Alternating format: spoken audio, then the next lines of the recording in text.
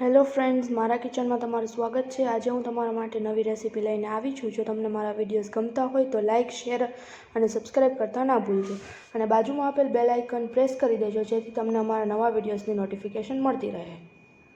તો ચાલો હવે સ્ટાર્ટ કરીએ। આજે હું તમારા માટે ઓટ્સની રેસીપી લઈને આવી છું, જે છે મસાલા ઓટ્સ। હાલો, તો હવે આપણે સ્ટાર્ટ કરશું મસાલા ઓટ્સ બનાવવાનું।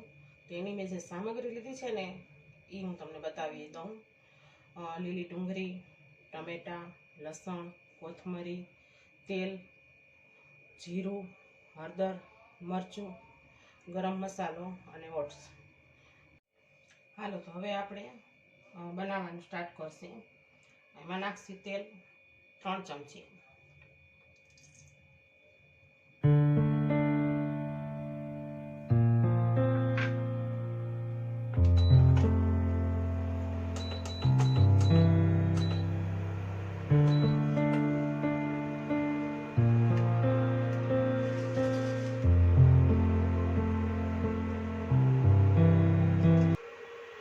તેલ થઈ જાય એટલે આપણે એમાં નાખશું લસણ।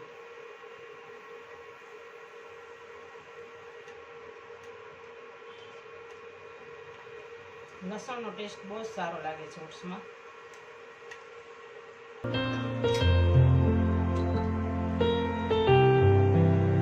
લસણ થોડુંક બ્રાઉન થઈ જાય એટલે પછી આપણે એમાં નાખશું જીરું।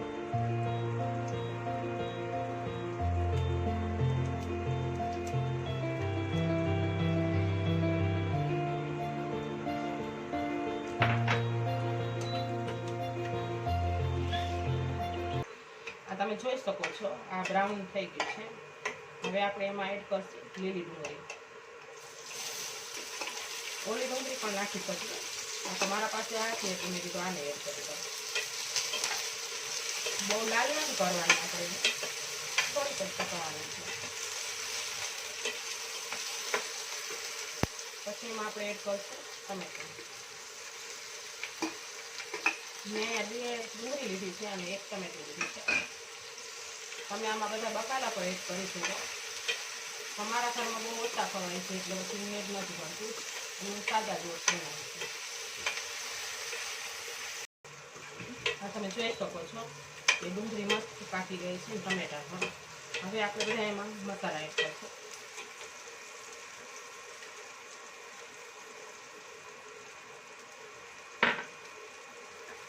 ગરમ મસાલો છે, 2 ચમચી ચટણીની છે ને 1 ચમચી હળદર છે।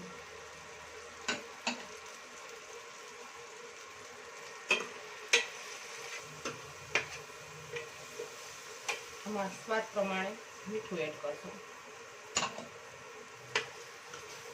એકદમ સરસ મસાલો થઈ જાય। આ તો તમે જોઈ શકો છો કે બહુ જ સરસ મસાલો આપણો તૈયાર થઈ ગયો છે। હવે આપણે એમાં એડ કરશું ઓટ્સ। મેં 1 બાઉલ જેટલા ઓટ્સ લીધા છે। તમે વધારે પણ લઈ શકો છો અને ઓછા પણ કરી શકો છો।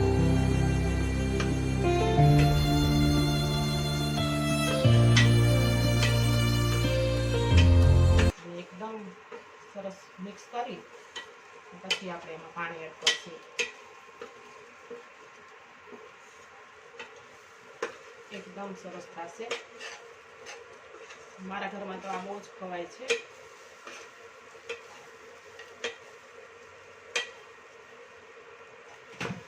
હવે આપણે એમાં પાણી એડ કરશું।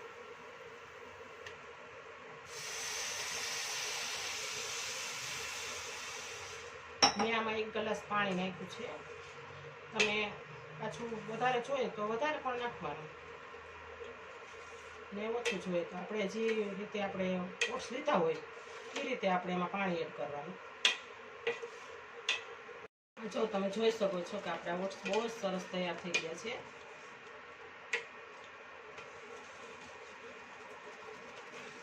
તમને સાવ કોરા ભાવતા હોય તો સાવ કોરા બનાવાય, ને જો થોડા ગ્રેવી વાળા ભાવતા હોય તો થોડા ગ્રેવી વાળા કરાવાય।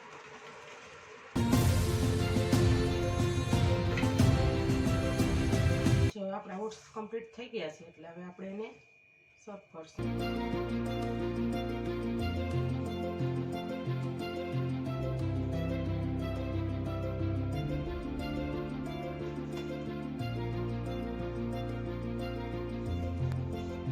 શકો છો.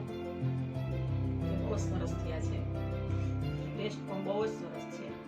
તમે એકવાર જરૂર ઘરેથી બનાવીને ટ્રાય કરજો, પછી મને કોમેન્ટ કરજો કે કેવા થયા છે.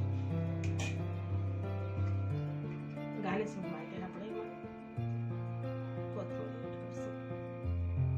ચાલો ખાઈને પછી મને જરૂર બતાવજો.